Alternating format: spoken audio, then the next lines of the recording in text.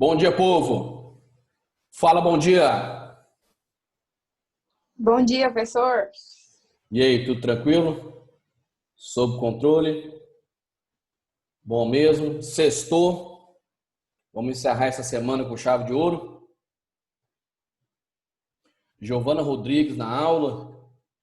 Rapaz, alguma coisa está diferente aqui. Eu acho que alguma coisa vai acontecer nessa sexta-feira.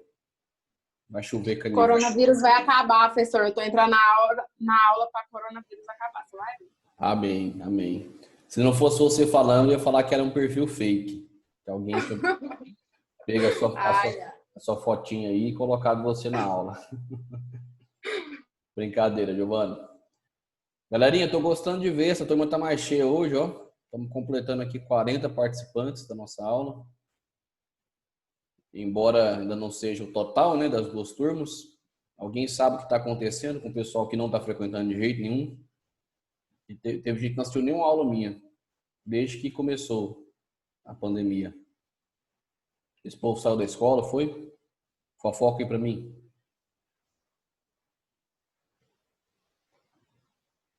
Ou ninguém sabe? Tem gente que não quer ver mesmo. Luane falou preguiça. Eu acho que a Luane ela foi mais direta, né? Do que você, Lili. Tá certo, Yasmin. É, gente, é triste, né? É triste observar isso. Eu sei que aula online não é massa. Eu também prefiro presencial. Sou professor há 15 anos e eu acredito na educação presencial. Educação, ela é um processo humano, né? E não foi feito para ser realizado numa tela de computador, pela internet. Só que é a situação que nós temos, né?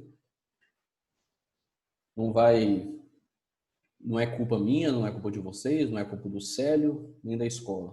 O Brasil inteiro está assim. E boa parte do mundo também, né? Sem aulas presenciais. E aí o que eu fico triste aqui, fazendo um desabafo, é que tem gente que tem essa oportunidade, né? De ter aula todo dia com seus próprios professores em horário regular, tendo conteúdo bonitinho e não aproveita. Enquanto tem uma galera lá da escola pública que estava querendo ter essas aulas e não tem acesso, né? Mas enfim, que bom que vocês estão aqui, são os mesmos de sempre, estão aqui aproveitando essa oportunidade que a vida está dando para vocês.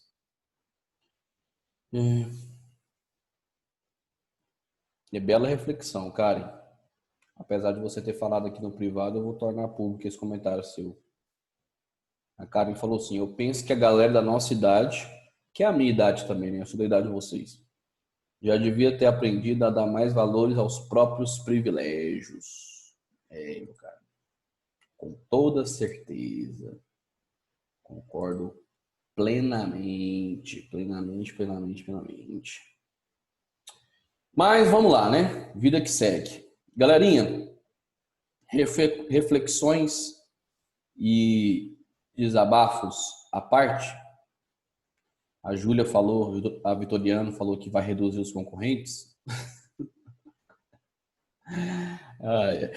Nós vamos prosseguir com o assunto segundo reinado. Segundo as minhas anotações, ficou faltando dali o último tópico de Guerra do Paraguai, não foi isso? Confere as anotações de vocês. A gente vai terminar Guerra do Paraguai e já vou começar a falar sobre a crise do Império hoje. Belezinha, meu povo?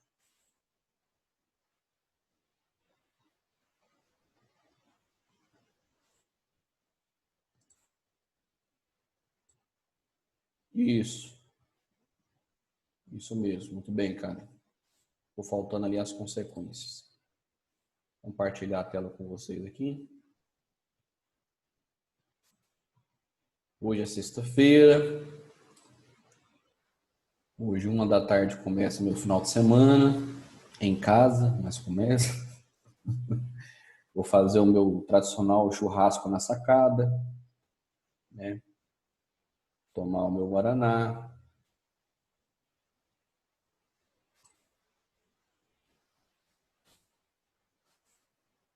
Deixa eu só colocar no slide certo aqui.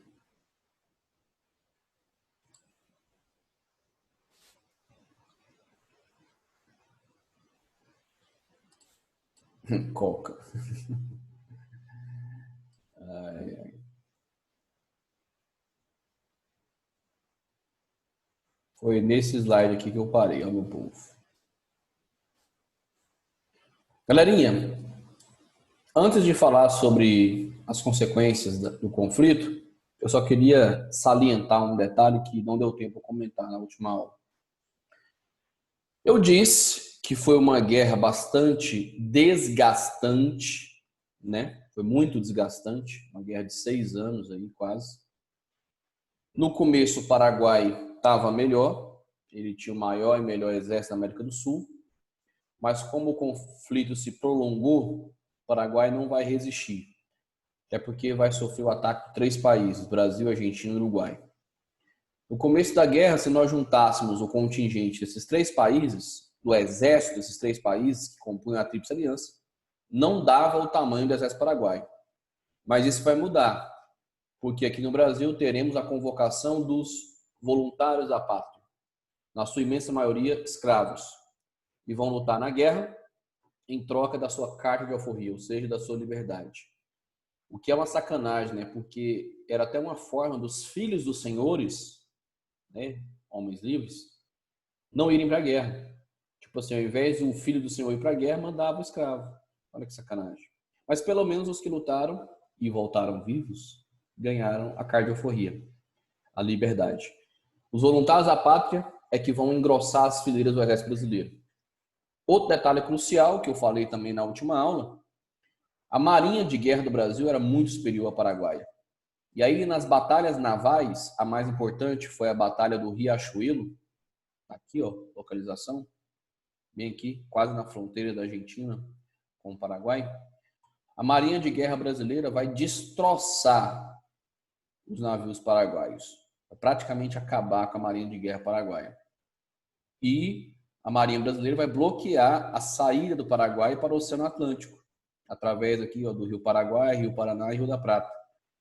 Então o Paraguai vai ficar isolado. E isso durante quase 6 anos, o que vai ser decisivo para a sua derrota na guerra. Vai ser uma guerra de desgaste. E aí o que eu queria mencionar para vocês. Alguém sabe me dizer quem comandou o exército brasileiro durante a maior parte do conflito? Quem foi o comandante do exército brasileiro?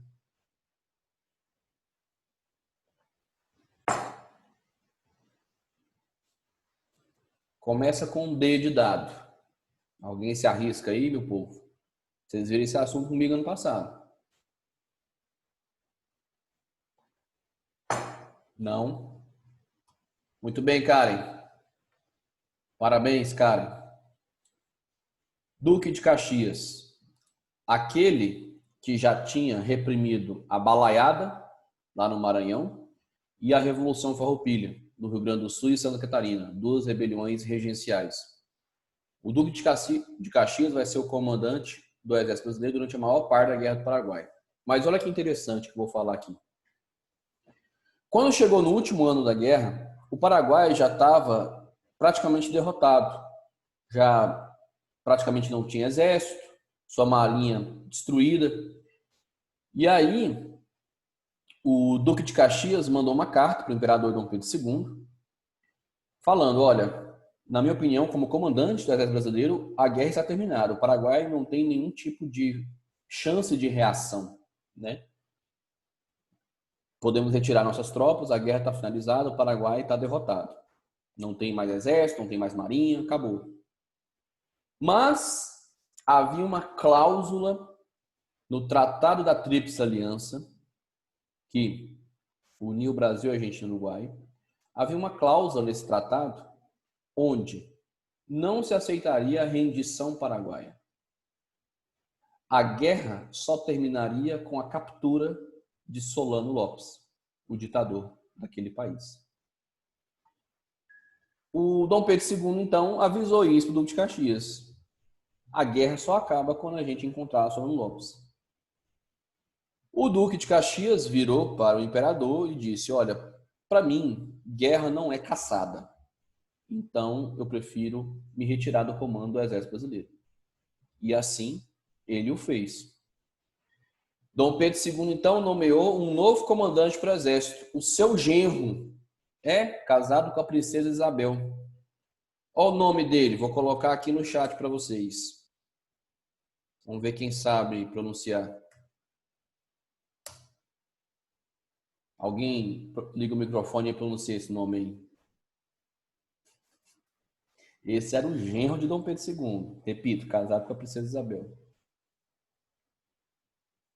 Ninguém sabe pronunciar? Ele era francês. Para ajudar Conde. Como é que é, Nicole? Não ouvi, desculpa. Condidor? Quase. Tem aluno que fala, professor, é o Conde deu, né? Ele deu, o Conde deu. Não, é Conde de. Conde de. Tem que fazer o bico de. Galerinha, o genro, então, de Dom Pedro II, tá aí o nome dele, assumiu o comando do Exército Brasileiro e vai fazer o que o seu sogrão mandou, vai caçar Solano Lopes. Nesta altura do campeonato, já era o ano de 1870, o Exército Brasileiro já tinha conquistado a capital do Paraguai, a cidade de Assunção. E Solano Lopes tinha fugido para o interior do país. Agora o que eu vou narrar é a face mais, digamos, sombria dessa guerra. Como Solano Lopes praticamente não tinha mais soldados para defendê-lo, sabe o que ele vai fazer? Ele vai distribuir armas para crianças, meninos de 14, 12. Há relatos que até crianças de 10 anos de idade pegarem armas para defender o ditador Solano Lopes. O Exército Brasileiro vai encontrar esse ditador. Deixa eu mostrar de novo a fotinha deles aqui para vocês. Encontrar esse cara em Cerro Corá, interior do Paraguai. Vai haver um combate, e nesse combate, muitas crianças paraguaias foram mortas pelo Exército Brasileiro. Antes que você julgue os nossos soldados, pô, professor, que coisa mais ordinária matar crianças. Analise o seguinte, o erro não foi dos militares brasileiros. O erro foi do ditador paraguaio. Porque em uma guerra, se você está ali numa troca de tiros, você não vai perguntar quem é que está segurando a arma do outro lado, você vai responder ao tiro. Então, muitos soldados brasileiros mataram crianças sem nem saber a distância, né? Nem sabiam que eram crianças de fato. Depois que viram aquele monte de crianças, os corpos estirados no chão. Houve um massacre de crianças na Guerra do Paraguai e a culpa foi desse cara aí, ó, Solano Lopes, que na falta de soldados, já que seu exército estava praticamente exterminado, distribuiu armas para crianças paraguaias. Essa foi uma das faces mais sombrias da guerra, né? Isso, Canuto. Exatamente. Eu já assisti esse documentário. Canuto fez uma indicação aqui, gente, e eu reforço ela. Na Netflix tem um documentário que chama Guerras do Brasil. São 5 episódios. E um deles é sobre a Guerra do Paraguai. Não tem nem meia hora. Um documentário de 20 e poucos minutos. Só historiadores, professores universitários, gente gabaritada falando do assunto. E é muito massa, viu? Muito massa mesmo. Se vocês quiserem aprofundar e um pouco além do que eu falei aqui, assista. Não vai tomar nem 30 minutos do seu dia. Vai lá no Netflix, a Canuto já digitou aqui para todo mundo, ó, no chat. Chama Guerras do Brasil. E aí tem um episódio, se eu não me engano é o 3º, que é sobre a Guerra do Paraguai. É só um episódio. Tá bom? Bom, vamos terminar esse assunto? Principais consequências do conflito. O Paraguai vai sair derrotado, como todo mundo já percebeu. E vai perder territórios. Um pedaço para o Brasil e um pedaço para a Argentina. Já tinha mostrado isso para vocês no mapa, vou mostrar de novo. Essa parte listrada aqui, ó, tá vendo? listrada de verde, vai ser incorporado ao Mato Grosso, tá? Viu aqui? Esses dois pedacinhos aqui. E essa parte listrada aqui de amarelo, parte do Chaco, província do Chaco, vai ser incorporada à Argentina. Eu até brinquei com vocês, né? O ditador paraguaio, o Solano Lopes, ele queria formar o Paraguai maior. Formou o Paraguai menor, né? Acabou diminuindo ainda mais o território paraguaio, que já não é um país muito grande. Ah, eu quase esqueci de falar. O Solano Lopes ele foi morto pelas tropas brasileiras. Como ele não se rendeu, não se entregou, ele acabou sendo morto. O Paraguai tem a sua economia arruinada, todas as suas fábricas serão destruídas, suas ferrovias, suas linhas de telégrafo. O país vai ser destroçado. E morre a maior parte da sua população masculina adulta. Não há uma exatidão nos números, mas, segundo inclusive esse documentário, Guerra do Brasil, estima-se que 75% aproximadamente da população masculina adulta, dos homens paraguaios, eles morreram na guerra. Ou seja, a cada 4 homens, 3 morreram na guerra do Paraguai. O Paraguai virou um país de velhos, crianças e mulheres. Que dia que esse país conseguiu se reerguer desse conflito, hein, gente? Me fala aí, em que momento da história? Vocês dormiram? Me deixaram no vácuo? Bom dia, fala bom dia. Quando que o Paraguai vai conseguir se reerguer dessa guerra?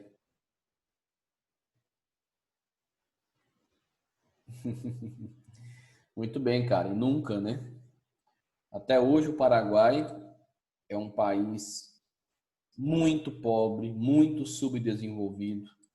Um país que vive basicamente de muamba e narcotráfico, né? Agora as consequências para o Brasil, que é o que mais nos interessa aqui, e para o Enem. O Brasil, apesar de sair vencedor, vai ter consequências negativas também. Por exemplo, sua dívida externa foi aumentada com bancos ingleses, na Inglaterra. O Brasil teve que pegar muito dinheiro emprestado para poder manter o nosso exército durante quase 6 anos do conflito. Isso aumentou muito a nossa dívida externa.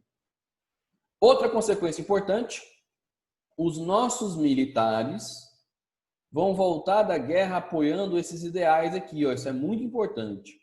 Ideais abolicionistas e ideais republicanos.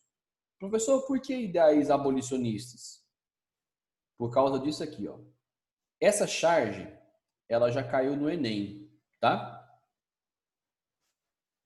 Antes de eu analisar, a Karen perguntou, o Uruguai não recebeu terras porque não era fronteira? Não só por isso, mas porque a participação do Uruguai foi muito discreta na guerra. Poucos soldados. Era um país muito frágil. Sim, Ana Vitória. Uruguai e Argentina também ficaram endividados com a Inglaterra, tá? Não foi só o Brasil, não. Galera, dá uma olhada nessa charge com muita atenção. Ela já caiu no Enem há 5 anos atrás. Povo,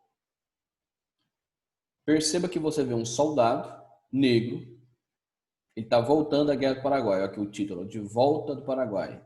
E olha a cena que ele está observando. Tem escravos apanhando no tronco aqui, não tem? Olha a mão na testa dele. Digamos assim, né? Uma postura de indignação, quase que de desespero. Aí vem aqui a legenda, ó, cheio de glória, coberto de louros, perceba que ele tem até 2 medalhinhas no peito. Depois de ter derramado seu sangue em defesa da pátria e libertado um povo da escravidão, está se referindo ao Paraguai, o voluntário volta ao seu país natal, ao Brasil, para ver a sua mãe amarrada a um tronco horrível de realidades, que é a mãe dele apanhando no tronco. Pensa na revolta desse ex-escravo agora, desse militar. Ele recebeu a cardiaforria, mas só ele. Sua mãe não, seus companheiros continuam sendo escravizados. Isso vai levar os militares a começarem a apoiar os ideais abolicionistas, ou seja, a abolição da escravidão. Professor, só os militares negros? Não. Brancos também.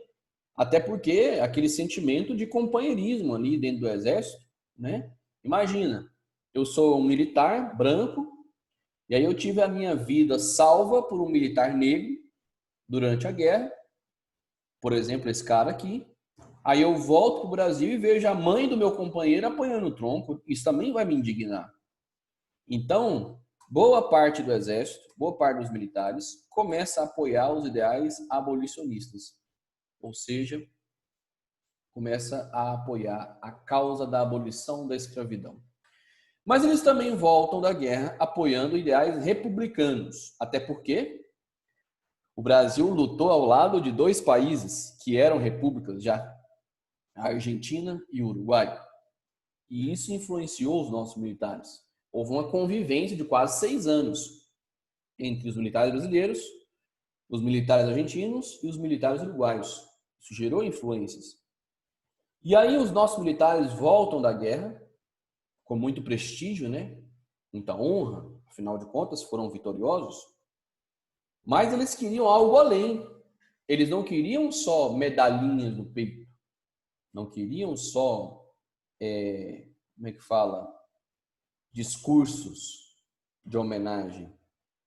Eles queriam participação política. Eles queriam participar do governo. Problema. O Brasil era uma monarquia nesse momento, né?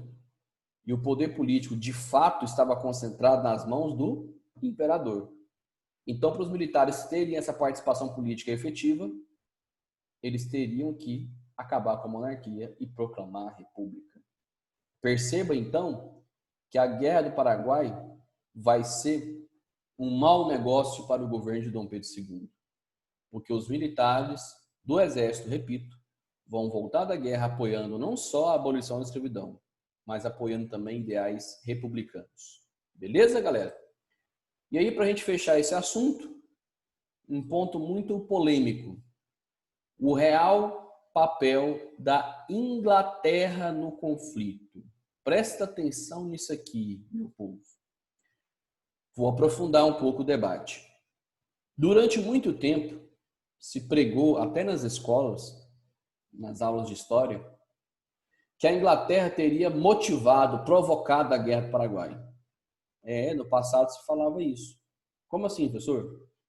Que a Inglaterra, como maior potência do mundo, estava incomodada com o exemplo paraguaio, que era um país que estava se industrializando de maneira acelerada antes do conflito, que o Paraguai era um mau exemplo a ser combatido, que os outros países da América Latina poderiam seguir o exemplo paraguaio e deixarem de ser dependentes da Inglaterra. A Inglaterra teria ido lá e estimulado o Brasil, Argentina e Uruguai a acabar com o Paraguai. Essa é a versão antiga, superada, sobre esse conflito. Hoje, sabemos que isso não é verdade. A Inglaterra não foi provocadora da Guerra do Paraguai. A Inglaterra não foi motivadora. Em nenhum momento a Inglaterra estimulou o Brasil, a Argentina, o Uruguai. Vai lá e destrói o Paraguai. Nenhum momento. Certo? A Guerra do Paraguai foi um conflito regional. Foi uma disputa entre países da América do Sul. Sobretudo pela hegemonia da região da Bacia Platina, a bacia do Rio da Prata. A Inglaterra só vai participar da guerra de maneira indireta. Como? Financiadora. E ela fez isso apenas porque eram negócios. O Brasil precisava de dinheiro emprestado, por exemplo, para comprar armas, para equipar o seu exército. Quem era o maior credor mundial? Inglaterra, os bancos ingleses. Então o Brasil vai recorrer aos bancos ingleses. E a Inglaterra vai emprestar. E óbvio que vai cobrar juros bem altos, inclusive. Eram negócios apenas. Então a Inglaterra em nenhum momento, que fique bem claro, provocou a Guerra do Paraguai. Os ingleses não induziram Brasil, Argentina e Uruguai a destruir o Paraguai. A Inglaterra não foi motivadora do conflito. Consegui ser claro? Ela só vai ser uma financiadora. Por quê? Porque os países envolvidos vão pedir dinheiro emprestado. Os países da Tríplice Aliança, no caso, Brasil, Argentina e Uruguai. Ok? essa versão de que a Inglaterra teria provocado a guerra é uma versão ultrapassada, já bem superada. Então, se eu puder resumir em uma palavra, a Inglaterra foi uma financiadora do conflito, mas não foi provocadora. Todo mundo entendeu? Me dá um joinha aí, por favor. Entendeu ou não a Guerra do Paraguai? Entendeu o ponto de análise? Sim. Tranquilo? Beleza. Tem um monte de gente escrevendo joinha aí, né? Rapaz, essa sala hoje tá cheia. 40 pessoas. Tio Vitor fica feliz comigo. Até a Giovana tá aqui. Giovana Fake. Giovana Rodrigues. Nossa turista. Aparece uma vez na vida, né, Giovana? Ela já dormiu já. Eu tô falando com ela, nem tá respondendo. Ah, ela riu aqui. KKKKKK. Não, eu sei. Sei que você está fazendo suas palhas italianas, né? Galerinha, prosseguindo então. Antes de eu continuar, só reforçando, quase que eu esqueci do aviso. Vocês vão ter uma prova semana que vem. O Célio avisou? Vocês? Converse comigo. Sim ou não? É uma prova online, é prova à distância. Não vai lá para a escola não, viu? Se for lá, tá fechado. Tem ninguém lá não. É uma prova online, lá pelo Google Formulários. E é uma prova toda objetiva, como se fosse uma P2. Tá ligado? Só questões de marcar. Giovana, são só 3 questões minhas. É porque são 6 questões de história, né? Aí o Célio dividiu 3 para mim e 3 para o André. 3 questões minhas. Uma de independência do Brasil, uma de primeiro reinado e outra de segundo reinado. Tá? Uma de independência, primeiro reinado, segundo reinado. Não coloquei regência. Tinha que excluir alguma coisa, né? Eram só 3 questões. Aí eu foquei no que mais cai no Enem. Uma questão de independência, uma de primeiro reinado, outra de segundo reinado. Ok? Segundo o calendário que o Célio me passou, vocês vão fazer a prova de humanas na quarta-feira. Vai dar dia 24. Quarta-feira, dia 24. Vocês vão fazer a prova de humanas. E eu espero que vocês arrasem nela.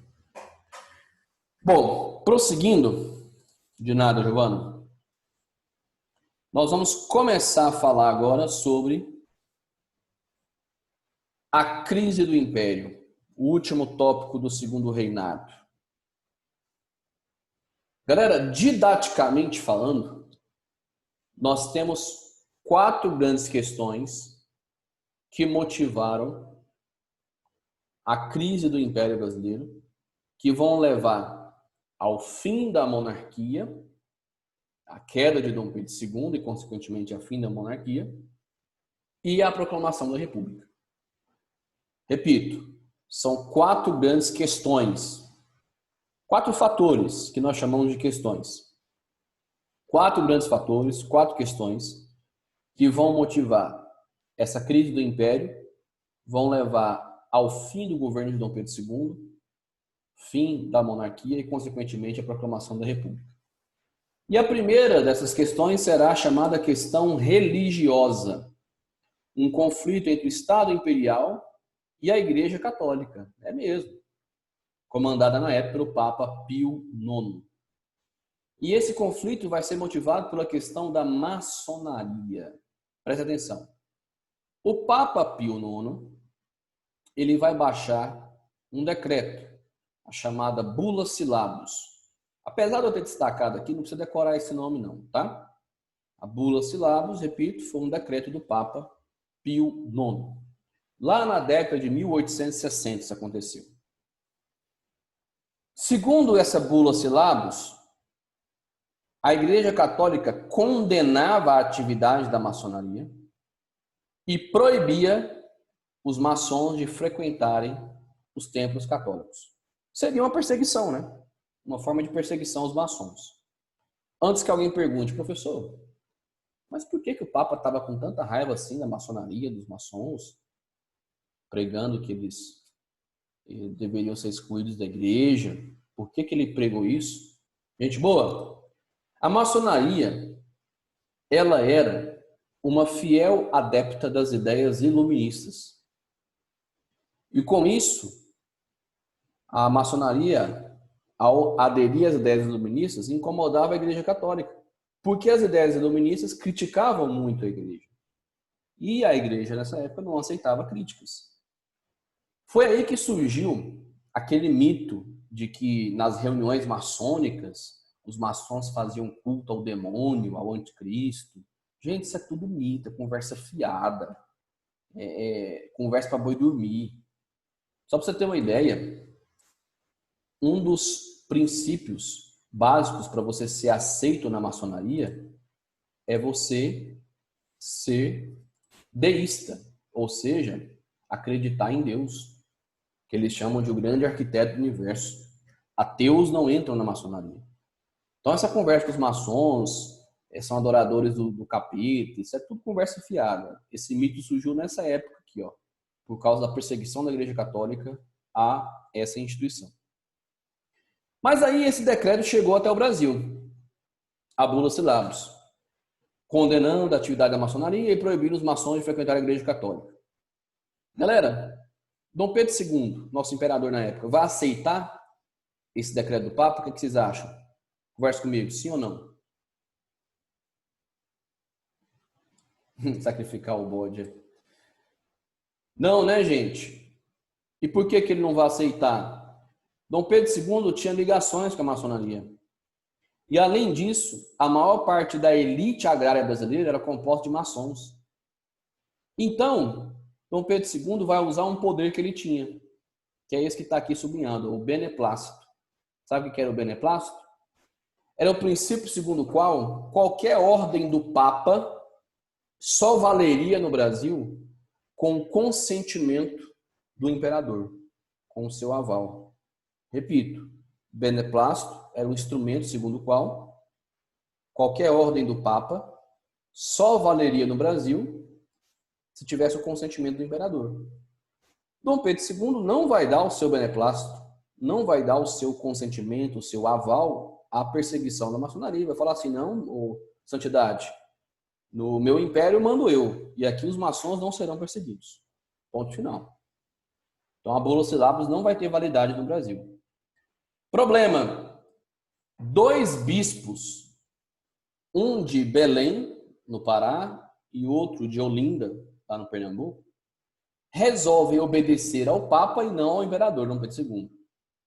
E esses bispos começam a perseguir maçons por conta própria, excluí-los da igreja. Dom Pedro II ficou sabendo disso. Sabe o que ele mandou fazer? Mandou prender os 2 bispos. E isso mesmo, o nosso imperador mandou prender 2 bispos da Igreja Católica, que obedeceram ao Papa Pio IX e não a ele, ao imperador. Quando a Igreja Católica ficou sabendo disso, sabe o que ela fez? Rompeu a sua aliança política com o Estado Imperial Brasileiro. A Igreja Católica deixou de apoiar oficialmente o governo de Dom Pedro II. Mais tarde, o imperador mandou soltar os bispos, né? Deu perdão para eles, deu a anistia. Mas já era tarde demais. A relação já tinha sido desgastada. Dom Pedro II vai perder um importante apoio para o seu governo, o apoio da Igreja Católica. Essa foi a chamada questão religiosa. Não precisa decorar os detalhes, basta você saber o que está escrito no slide. A questão religiosa foi o conflito entre o Estado Imperial e a Igreja Católica, motivado pela questão da maçonaria, onde o Papa Pio IX queria persegui-la pela Bula Syllabus, e o imperador Dom Pedro II, usando o poder do beneplácito, não vai permitir essa perseguição. Isso vai gerar uma ruptura entre Estado e Igreja.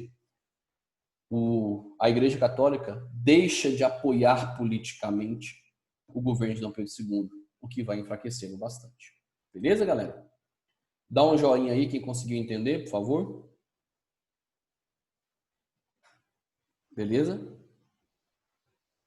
Galera, em relação à nossa prova, é só uma questão de segundo reinado e vai só até a Guerra do Paraguai, tá? Essa crise do Império eu não coloquei na prova, não. Até porque eu vou precisar da próxima aula para terminá-la.